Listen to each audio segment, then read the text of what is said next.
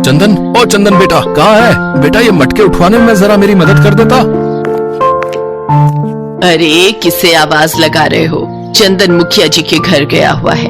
बोल रहा था उनके बेटे किशोर ने गांव के सब बच्चों को अपने घर बुलाए हैं। जरूर कोई नई चीज शहर से मंगवाई होगी। किशोर की आदत है, जब भी कुछ नया मंगवाता है गांव के बच्चों को चिढ़ाने के लिए बुला लेता है। अब चंदन देखना, आते ही कोई फरमाइश रख देगा। वो आ गया। माँ बापू, आपको पता है किशोर ने हवेली में इतने बड़े बड़े 4 एसी लगवाए हैं। उसके कमरे का एसी तो मानो ऐसा चल रहा था जैसे बर्फ की सिल्ली पर बैठे हो। बापू काश हम भी एसी में रह पाते, इतनी गर्मी पड़ रही है, एसी के अलग ही मजे हैं। बेटा हमारी इतनी गुंजाइश नहीं कि हम मुखिया जी की तरह घर में एसी लगवा सके।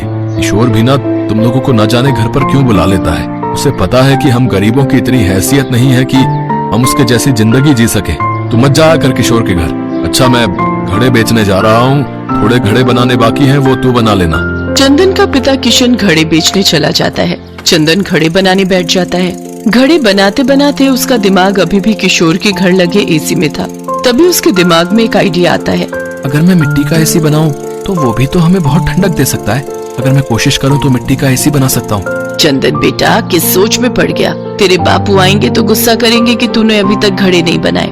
माँ मैं मिट्टी का एसी बनाने के बारे में सोच रहा हूँ। अगर हम किशोर के जैसा एसी नहीं ले सकते तो हम मिट्टी का एसी तो बना ही सकते हैं ना। मिट्टी का एसी? बेटा वो तू कैसे बनाएगा? माँ चिंता मत करो, मैं कोई ना कोई जुगाड़ कर लूंगा। चंदन अब रोजाना अपने मिट्टी का एसी बनाने की तैयारी में जुट गया और फिर एक दिन चंदन ने बहुत ही बढ़िया मिट्टी का एसी बनाकर तैयार कर दिया। चंदन के माता पिता तो हैरान थे कि चंदन ने मिट्टी का एसी तैयार कर लिया है। चंदन अपने सभी दोस्तों को अपने घर मिट्टी का एसी दिखाने के लिए बुलाता है, जिसमें किशोर भी शामिल था। अरे वाह चंदन, तेरा मिट्टी का एसी तो बहुत बढ़िया है यार। मेरे लिए भी एक मिट्टी का एसी बना दे भाई, हमारे घर भी बहुत गर्मी होती है। हाँ हाँ बना दूंगा, चिंता मत करो, मैं तुम सबके लिए मिट्टी का एसी बना दूंगा। अरे मेरा एसी बहुत बढ़िया है, तुम्हारा ये मिट्टी का सस्ता एसी मेरे एसी के सामने कुछ भी नहीं है। किशोर एक तो चंदन ने इतनी मेहनत से ये एसी तैयार किया है और तू उसे गलत बोले जा रहा है। जा, हमें तेरे से बात नहीं करनी यार, जा। देख लूंगा तुम सबको, मैं जानते नहीं हो मैं गाँव के मुखिया का बेटा हूँ। किशोर गुस्से में वहाँ से चला जाता है।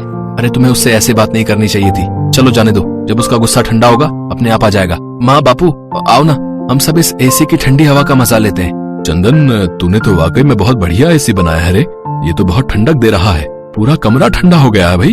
ठीक कह रहे हो, हमारा चंदन सचमुच बहुत दिमाग वाला है। पड़ोस के सारे लोग अब इससे ही ऐसा एसी बनाने के लिए कह रहे हैं। हाँ माँ, मैं सबके लिए बना दूंगा, कम से कम गर्मी में सबको परेशानी तो नहीं होगी। मिट्टी का एसी लग जाने से सचमुच गर्मी बहुत कम हो गई थी। आराम से चंदन और उसके माता पिता रात में सो जाते थे। पर एक दिन चंदन अपने माँ बापू के साथ बाजार गया हुआ था। जब वो वापस लौटा तो उसने देखा उसके घर की खिड़की खुली हुई है और उसका मिट्टी का एसी टूटकर बिखरा पड़ा है। माँ बापू ये क्या हो गया? हमारा एसी किसने तोड़ दिया? हमारे घर में कौन आ सकता है? क्या पता कोई जानवर घर में घुस आया हो और वो एसी को तोड़ गया हो। मैं तो खिड़की का दरवाजा बंद करके गई थी, खिड़की कौन खोल सकता है? पर अगर जानवर भी घर में घुसता तो और सामान भी तो छेड़खानी करता, और सामान तो बिखरा हुआ ही नहीं है, सिर्फ एसी टूटा है। हो ना हो जरूर किसी की साजिश है। तभी एक लड़का चंदन के घर आता है। चंदन तेरा मिट्टी का एसी किशोर ने तोड़ा है। वो हंसते हुए अपने घर के नौकरों को ये बात बता रहा था, तब मेरे बापू ने सुन ली। तुम तो जानते ही हो बापू किशोर के घर पर काम करते हैं। बापू किशोर ने ऐसा क्यों किया? मैंने उसका क्या बिगाड़ा था जो उसने मेरा एसी तोड़ दिया?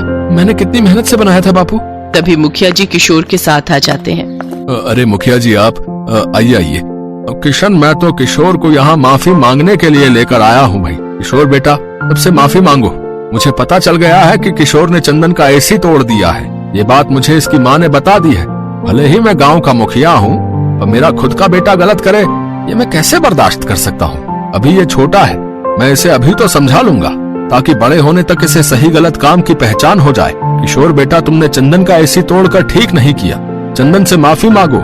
मुझे माफ कर दो चंदन, मुझसे गलती हो गई। मैं घबरा गया था कि अगर तुम्हारा मिट्टी का एसी आ गया है तो अब मेरे दोस्त मुझसे दूर हो जाएंगे। मेरे पास कोई भी खेलने के लिए नहीं आएगा, क्योंकि तुम सबके घर के लिए मिट्टी का एसी बनाने वाले हो। पहले मेरे एसी के बहाने सब बच्चे मेरे पास खेलने के लिए आ जाते थे, पर पिछले कुछ दिनों से कोई भी मेरे पास नहीं आया, इसलिए मुझे तुमसे ईर्ष्या होने लगी और मैंने तुम्हारा एसी तोड़ दिया। अब कोई बात नहीं किशोर, मैं नया एसी बना लूंगा।